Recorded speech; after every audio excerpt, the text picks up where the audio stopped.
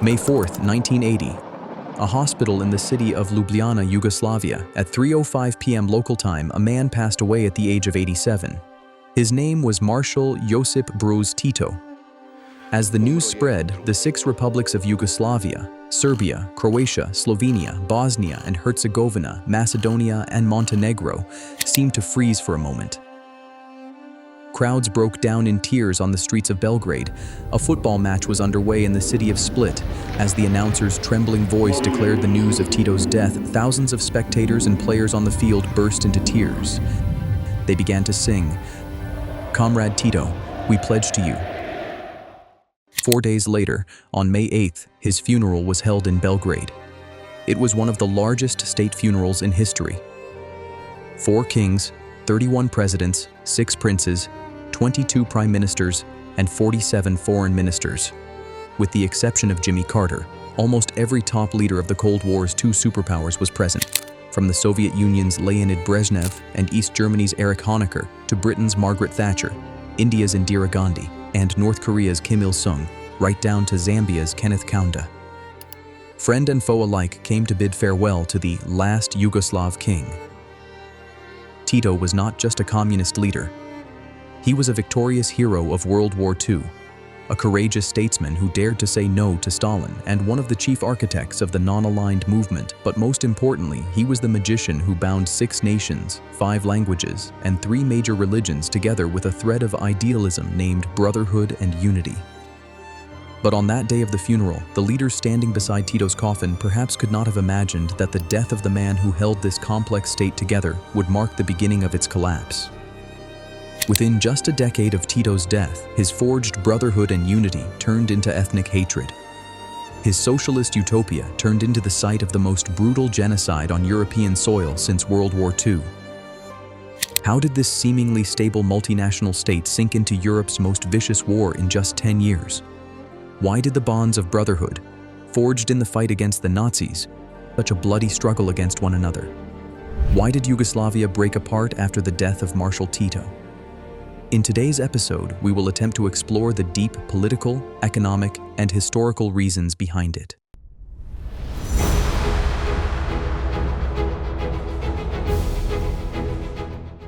Let us first understand how Yugoslavia was created. The name Yugoslavia means Land of the South Slavs. This concept was born in the 19th century among intellectuals in the Balkans who had been divided for centuries under the Austro-Hungarian Empire on one side and the Ottoman Empire on the other. Figures like the Illyrian movement in Croatia or the Serbian language reformer Vuk Karadžić emphasized the cultural and linguistic unity of these South Slavic nations, primarily the Serbs, Croats, and Slovenes. After World War I in 1918, following the collapse of the Austro-Hungarian and Ottoman empires, this idea practically became a reality.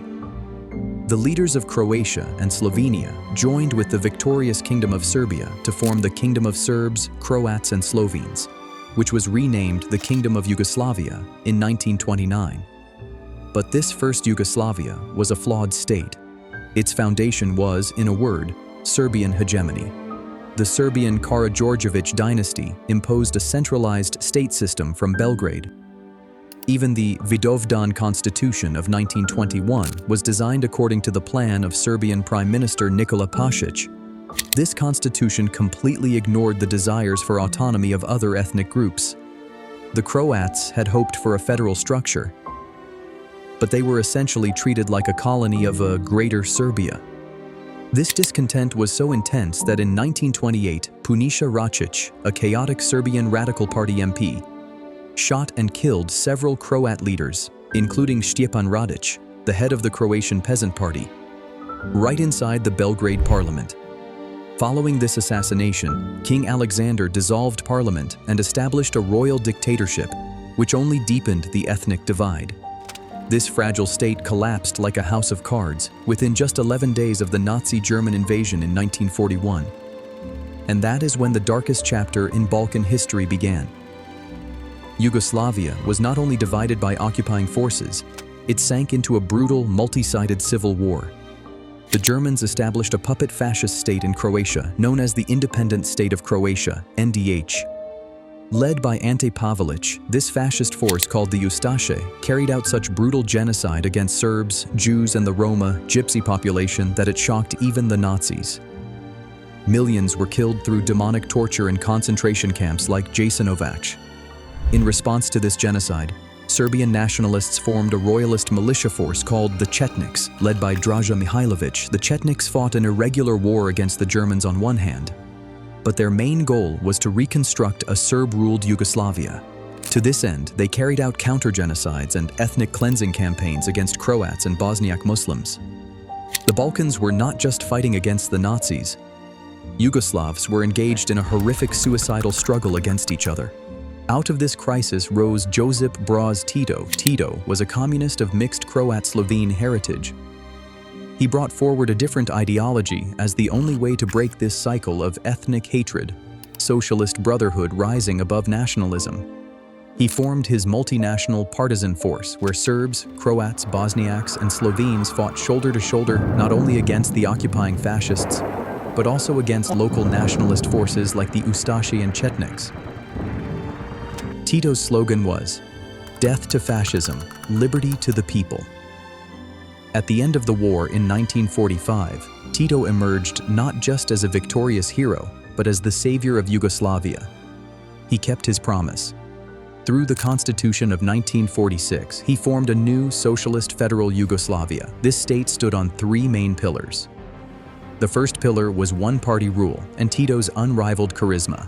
The League of Communists of Yugoslavia, LCY, held absolute power in the state. But Tito himself was bigger than the party. He was the president for life, a war-winning legend, and the chief arbitrator maintaining the balance between the various nations. His personality was the main glue of the state. The second pillar was Brotherhood and Unity. This became the state's motto. Under Tito's rule, nationalism was the greatest crime. If a Serb or a Croat made a radical nationalist remark, their destination was prison. The Yugoslav Secret Police, UDBA, was ruthless in this regard. The infamous Goli Otok Island prison became a symbol of this repression, where Stalinists or nationalists, dissidents of any kind, were sent for hard labor. According to Article 133 of the Yugoslav Constitution, spreading ethnic hatred or hostile propaganda was a serious crime. The third pillar of Yugoslavia was Titoism and non-alignment. In 1948, Tito severed ties with the Soviet Union's Joseph Stalin. This was an unthinkable event. He created his own socialist model known as Titoism, characterized by workers' self-management. In this model, factories were run by workers' councils rather than state bureaucrats. It was neither Soviet-style central planning nor Western capitalism. This boldness turned Yugoslavia into the leader of the non-aligned movement. The movement's first summit was held in Belgrade in 1961. Because of this unique geopolitical position, Yugoslavia was able to extract benefits from both sides of the Cold War. America and the Western world began providing billions of dollars in easy loans and aid to keep Yugoslavia away from the Soviet sphere. Relying on these Western loans, Yugoslavia's economy became strong. Yugoslavs enjoyed a much higher standard of living than other Eastern European countries. Their passport was one of the strongest in the world. They could vacation or shop in the West, which was unimaginable to people in Warsaw Pact countries. Amazingly, this model of Tito's worked for nearly 3 decades, but cracks had begun to form inside this Yugoslav heaven, which Tito tried to hide with his charisma and iron rule until his very last days.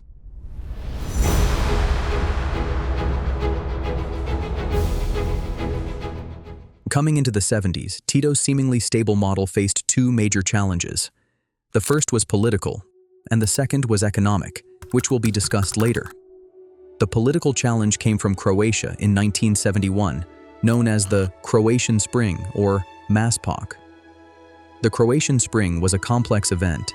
It started within the Croatian Communist Party itself, led by a group of reformist leaders.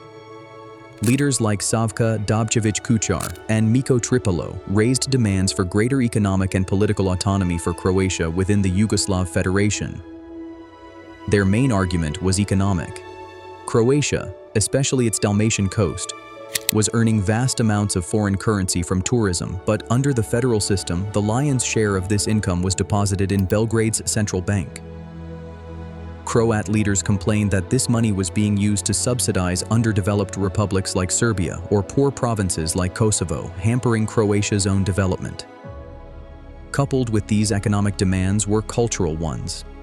Intellectuals and students in Zagreb demanded constitutional recognition of the Croatian language as a distinct and full language rather than viewing it as a dialect of Serbo-Croatian. The cultural organization Matica Hrvatska became the center of this movement. This movement quickly outgrew the control of the Communist Party and turned into a mass movement with hardline nationalist ideas beginning to enter. Tito began to worry. He saw this movement as a resurgence of pre-World War II ethnic hatred. Tito feared that if this trend was allowed to grow, it would provoke counter-nationalism in Serbia and destroy the entire federation. In December 1971, Tito cracked down on the Croatian Spring with an iron hand. Top leaders of the Croatian party, including Savka and Tripalo, were forced to resign. Thousands of students, teachers, and intellectuals were expelled from the party, and many were imprisoned. Among those caught in this purge was Franjo Tuđman, a former general in Tito's army and a historian who was imprisoned for nationalist views. While this repression temporarily suppressed nationalist aspirations in Croatia, it created a deep wound among the Croats. But Tito also realized that force was not a long-term solution. He perhaps realized that these suppressed grievances would resurface after his death. So, he attempted a permanent constitutional solution, which proved to be one of the biggest missteps in Yugoslav history, the 1974 Constitution. This constitution was a time bomb, seemingly built to explode after Tito's death. Tito's intentions were noble but contradictory. On one hand, he wanted to pacify the nationalism of Croatia and other non-Serb republics. On the other, he wanted to curb potential Serbian dominance. In 1966, he had dismissed his Serbian vice president and secret police chief Aleksandar Ranković for Serbian nationalism and abuse of power. From this fear, he tried to establish the policy of weak Serbia, strong Yugoslavia. The 1974 Constitution turned the Yugoslav federal state almost into a confederation. It gave the 6 republics, Slovenia, Croatia, Serbia, Bosnia, Montenegro, and Macedonia, the status of nearly independent states.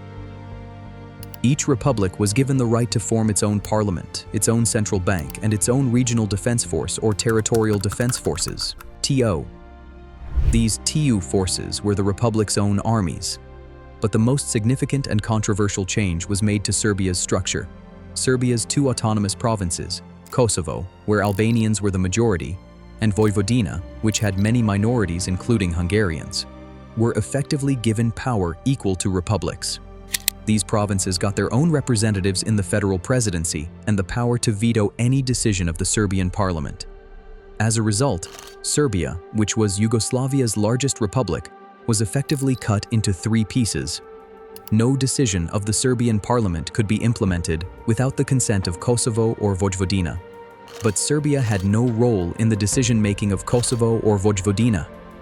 This constitution birthed intense anger among Serbian nationalists. They began to propagate that Tito, being a Croat Slovene himself, had taken these measures purposefully to fragment and weaken the Serbs. The second fatal measure Tito took was creating the collective presidency. He knew there was no other charismatic leader like him who could run this complex state alone. So he formed a presidency of 8 members, 1 representative from each of the 6 republics and the 2 provinces. After Tito's death, these 8 members would take turns becoming president every year. This system was a perfect recipe for political deadlock. It created a system where making any single central decision was nearly impossible because every republic held veto power. Tito thought this would bring a balance of power. In reality, it crippled the state. Through the 1974 Constitution, Tito essentially dug Yugoslavia's grave himself. As long as he was alive, his personal authority covered the cracks in this crumbling structure. But immediately upon his death, those cracks began to become visible.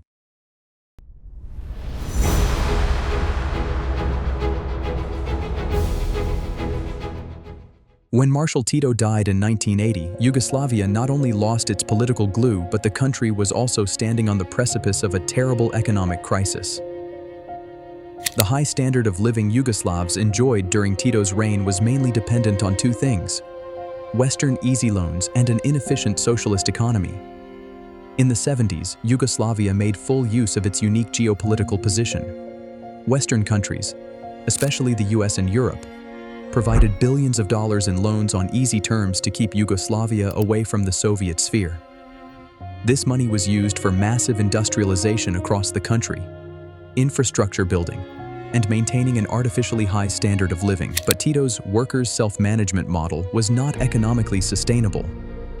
It was a kind of market socialism, where factories competed with each other, often investing huge amounts in unprofitable projects and taking loans from state-owned banks that they could never repay. These inefficient factories ran at a loss, and the state had to keep them alive with subsidies. It was somewhat like socialism on a credit card. The global oil crises of 1973 and 1979 caused Western economies to stagnate and inflation to rise. To combat this crisis, Western central banks, especially the US Federal Reserve, skyrocketed interest rates. Overnight, the burden of those easy loans for Yugoslavia, which had reached about $20 billion by 1980, became impossible to bear.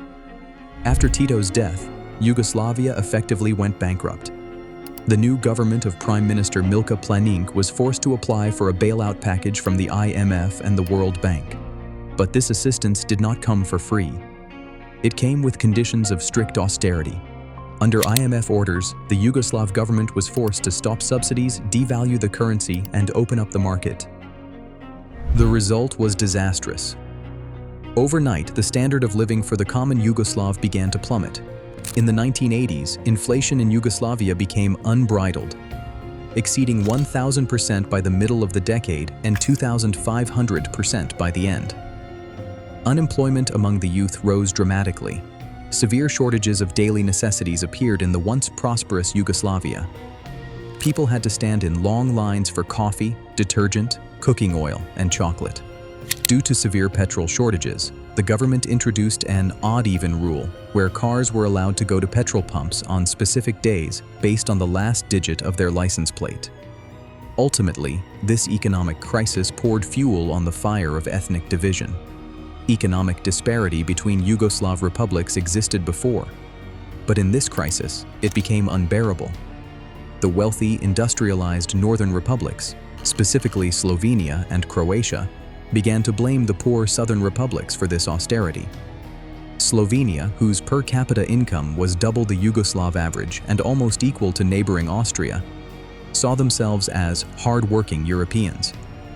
Their complaint was, why should we pay for the inefficient bureaucracy of Belgrade and the loss-making state factories of Serbia, Macedonia, or Kosovo? Slovenian and Croat economists and politicians argued that the huge amount of foreign currency and taxes they were providing was being siphoned off to the lazy Balkan republics of the south through the Federal Fund for Underdeveloped Regions. They began to demand a more market-based economy and a looser relationship with the Federation. On the other hand, southern republics like Serbia, Macedonia, Montenegro, and Bosnia, which were dependent on these federal subsidies, demanded that the federal structure must be maintained. Serbia's large state industries, like the Zastava car factory in Kragujevac, could not survive without these subsidies. Thus, the economic debate very quickly turned into an ethnic debate. The Slovenian media insulted Serbs as lazy Bolsheviks, while the Serbian media called Slovenes selfish separatists, misers, and Austrian bootlickers.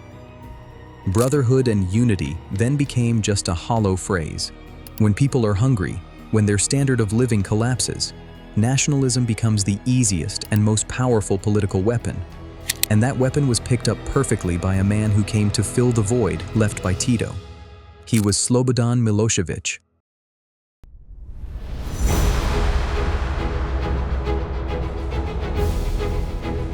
Slobodan Milošević was the central character of post-Tito Yugoslavia's tragedy. He was a dispassionate, colorless, and seemingly devoted communist bureaucrat. Before becoming the head of the Serbian Communist Party, he was the head of a major bank in Belgrade, Beobanka. Unlike Tito, he had no history of World War heroism or hypnotic charisma, but he had an intense, cold desire for power.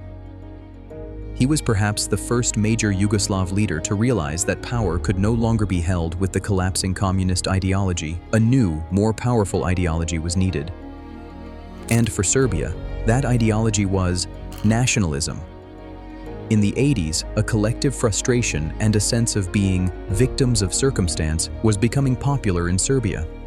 The theoretical basis for this concept was provided by a document leaked in 1986 called the Memorandum of the Serbian Academy of Sciences and Arts, CNU.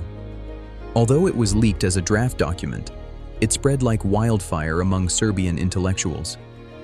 This document openly alleged that Tito's Yugoslavia was a planned anti-Serb state. It stated that the 1974 constitution had fragmented and weakened Serbia, and the most explosive allegation was, in Kosovo, the Albanian majority was carrying out physical, political, legal, and cultural genocide against the Serbian minority, driving them out of their ancestral lands. Milošević used this public anger as his ladder to power. His moment of ascent came on April 24, 1987. Milošević was sent by his political mentor and president of Serbia, Ivan Stambolić, to the town of Kosovo Polja in Kosovo province to de-escalate rising tensions between local Serbs and Albanians. While Milošević was speaking with local Serb leaders inside a cultural center, outside, local, mainly Albanian, police began baton-charging protesting Serbs. Excited Serbs began to scream. Milošević came outside and, standing in front of TV cameras, made that historic statement, "No one will dare to beat you." This phrase changed the history of Serbia. In an instant, Slobodan Milošević transformed from a colorless bureaucrat into the savior of the Serb nation. That night, he phoned his mentor Ivan Stambolić and said, "Everything is clear now." He fully embraced the Serb nationalism of Kosovo. Within a few months, he politically ousted Stambolić to become the undisputed leader of the Serbian Communist Party. For the next 2 years, what Milošević did is known as the anti-bureaucratic revolution. This was not a spontaneous mass uprising, but rather a mass movement orchestrated smoothly by Milošević-controlled media and secret services. He took complete control of media like Serbia's state television, RTS, and the newspaper Politika. These media outlets broadcast day and night about the misery of Serbs in Kosovo, the brutality of Albanians, and the anti-Serb conspiracies of Croatia and Slovenia.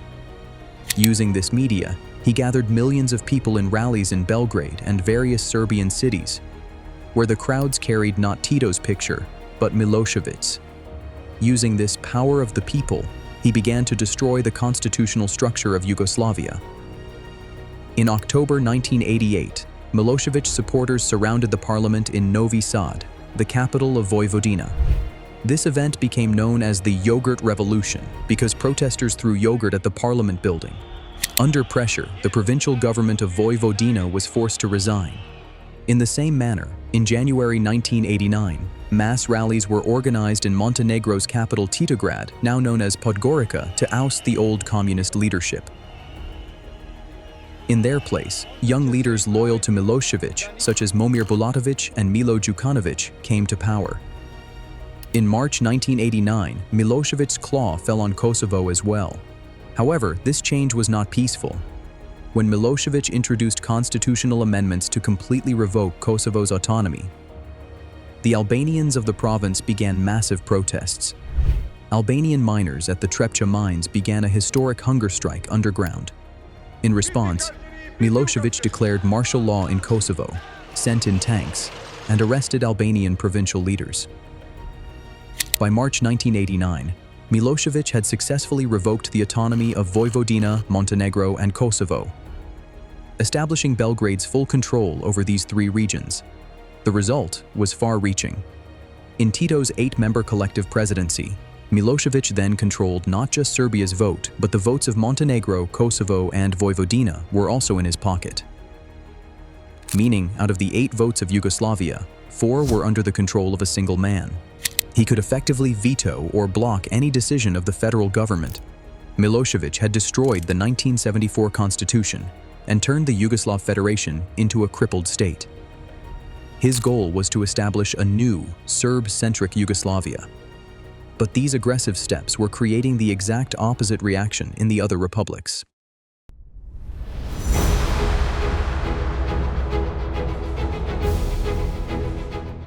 Slobodan Milošević's aggressive seizure of power and the naked rise of Serbian nationalism birthed intense fear and alarm in Yugoslavia's other republics, especially the wealthy northwestern republics of Slovenia and Croatia.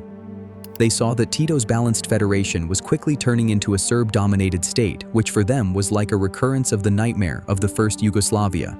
Slovenia was Yugoslavia's richest, most Western-leaning, and ethnically most homogeneous republic. Their per capita income was more than double that of Serbia, and they felt comfortable thinking of themselves as part of Central Europe rather than the Balkans. The leader of the Slovenian Communist Party, Milan Kučan, was a pragmatic reformer. He realized that this new Yugoslavia under Milošević was nothing but a Greater Serbia.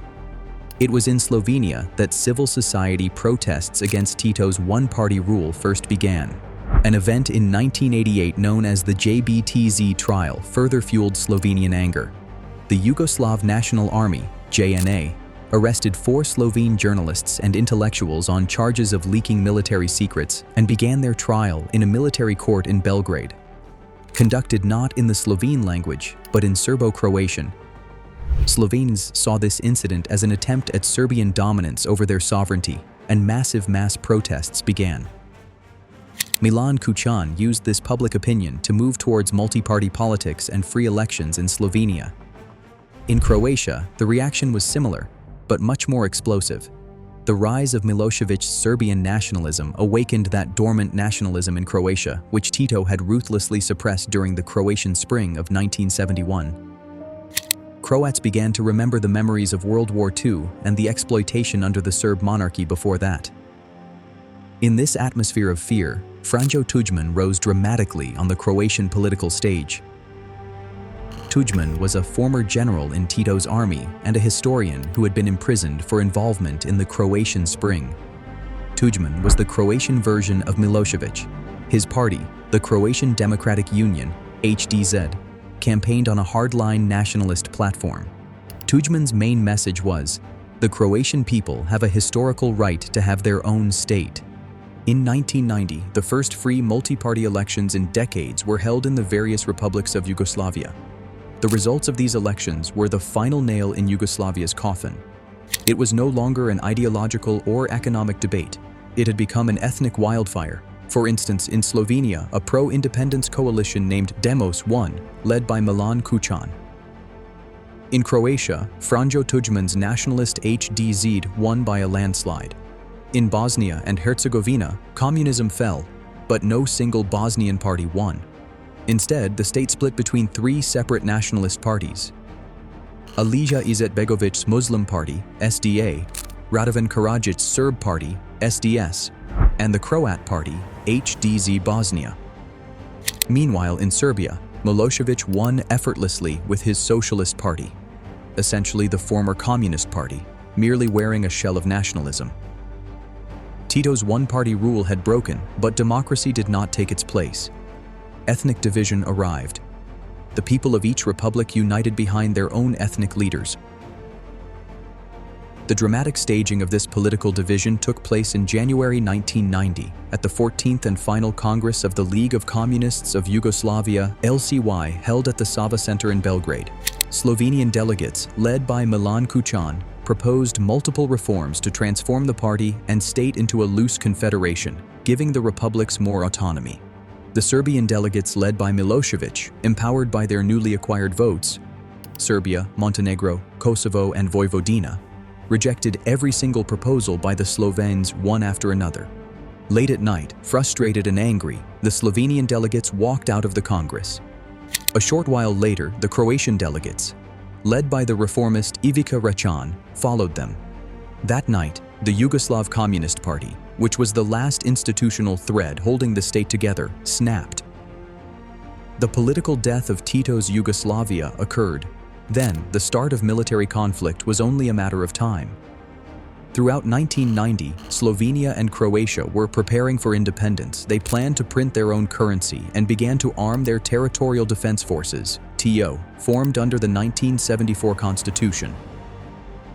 In response, the Yugoslav National Army, JNA, which by then had effectively turned into a Serb-controlled force because 70% of its officer corps was Serb and Montenegrin, ordered the confiscation of the armed stockpiles of the Croatian and Slovenian TU forces. Slovenia successfully hid most of their weapons, but Croatia largely failed, leaving them in a weak position at the start of the war. Yugoslavia had then turned into a powder keg, waiting only for a spark.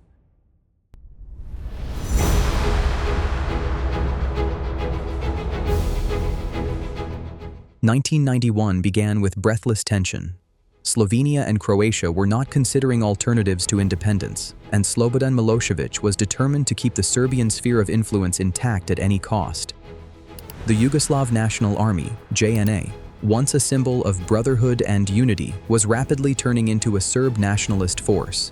Its top commanders, like Defense Minister General Veljko Kadijević and Chief of Staff Blagoje Ajić, June 25, 1991, Slovenia and Croatia simultaneously declared independence from their parliaments.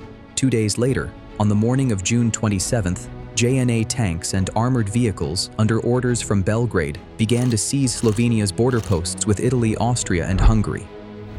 The 10-day war began. The JNA thought it would be an easy operation, but they underestimated the Slovene preparation. Since Slovenia was ethnically homogeneous, their territorial defense force, such as TO, was extremely well organized. They trapped JNA tank columns on mountain roads and in tunnels, cutting off their supply lines. Chaos also appeared within the JNA. Many non-Serb soldiers, like Bosniaks, Macedonians, or Albanians, did not even know why they were fighting against the Slovenes. Their morale collapsed. 10 days later, mediated by the European community, the JNA agreed to a humiliating ceasefire and agreed to withdraw troops from Slovenia. Slovenia achieved independence easily because Milošević did not have much interest in Slovenia. There was no significant Serb minority there. Milošević and the JNA leadership realized that their real target should be Croatia and Bosnia, where millions of Serbs lived. They abandoned Slovenia and began sending all their military strength toward Croatia. Meanwhile, the situation in Croatia was completely different and much more complex. About 12% of Croatia's total population, or nearly 600,000 people, were ethnic Serbs. They lived mainly in the region of Croatia known as Krajina and in areas like eastern Slavonia. When Franjo Tudjman's hardline nationalist government changed the status of Serbs in the new Croatian constitution from a constitutional nation to a minority, and brought back symbols of the WT Ustaše era, especially the shahovnica or checkerboard flag, these Serbs became terrified. To them, this was an ominous sign of a repeat of the 1941 genocide. Milošević exploited this fear. In August 1990, long before Croatia declared independence, the Serbs of the Krajina region started the Log Revolution. Led by a dentist, Milan Babić, and a police chief, Milan Martić, they created barricades by dropping tree logs on roads to cut off Croatian cities from the tourist hubs of the Dalmatian coast. In the summer of 1991, after the JNA retreated from Slovenia, full-scale war began in Croatia.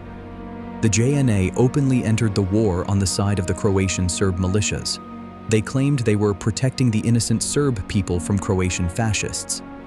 In reality, it was a land grab operation.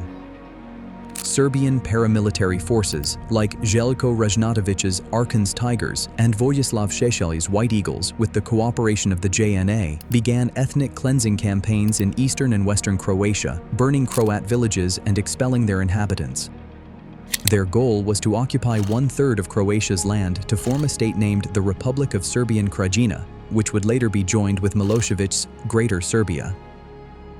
The most brutal chapter of this war was the siege of the city of Vukovar in eastern Slavonia. From August to November 1991, the JNA and Serb militias relentlessly shelled this Baroque city for 3 months. Vukovar was the Stalingrad of Yugoslavia. Although Croatian forces put up a heroic resistance with meager weapons, the city fell in November. Serb forces entered the city and took hundreds of wounded soldiers and civilians from the Vukovar hospital to a nearby pig farm at Ovčara, where they carried out a massacre. The historic city of Dubrovnik was also shelled by Serb and Montenegrin forces. Finally, in January 1992, a ceasefire, Van's Plan, was signed through UN mediation, which temporarily stopped the war in Croatia. But by then, the death of Yugoslavia was confirmed. However, the most terrible chapter was still remaining. That was Bosnia and Herzegovina. Bosnia was a miniature version of Yugoslavia. Its population mix was complex. About 44% were Bosniak Muslims, 31% Serb Orthodox Christians, and 17% Catholic Croats. They had lived together for centuries. The capital, Sarajevo, was one of Europe's most multicultural cities. With Slovenia and Croatia becoming independent, Bosnian President Alija Izetbegović fell into an impossible situation. If he stayed in Yugoslavia, it meant being part of Milošević's Greater Serbia. And if he declared independence like Croatia and Slovenia, the powerful Serb population of Bosnia would rebel, backed by the full support of the JNA.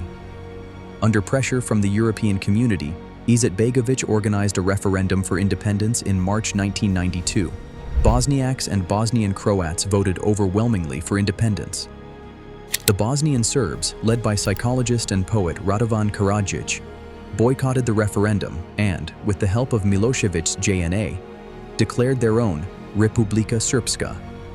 On April 6, 1992, the day the European community recognized Bosnia's independence, Bosnian Serb forces and the JNA besieged the capital, Sarajevo.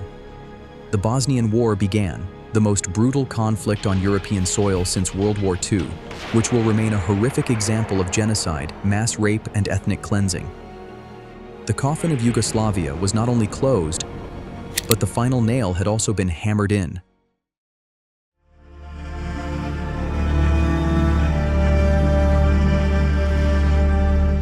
Why did Yugoslavia break apart after the death of Marshal Tito? There is no single answer. First, the state named Yugoslavia was a complex mixture of 6 different nations, which was only possible to keep together through an Iron Man like Tito and his strict ideology of Brotherhood and Unity. Tito's death removed that lid under which ethnic hatreds had been buried for 40 years. Second, the 1974 constitution created by Tito himself. It weakened the state so much that after Tito's death, no effective central authority remained. Third, the terrible economic crisis of the 1980s. This crisis was the gunpowder that poured fuel on the fire of nationalism and pitted the republics against each other. And fourth, the rise of Slobodan Milošević, Franjo Tuđman, and other nationalist leaders. They were political opportunists who used the media to spread fear and hatred to hold on to power, inciting common people against one another. The tragedy of Yugoslavia is not that it broke apart. Its breakup was perhaps inevitable. But the real tragedy is how it broke, in a flood of blood and with such brutality that it stunned the world.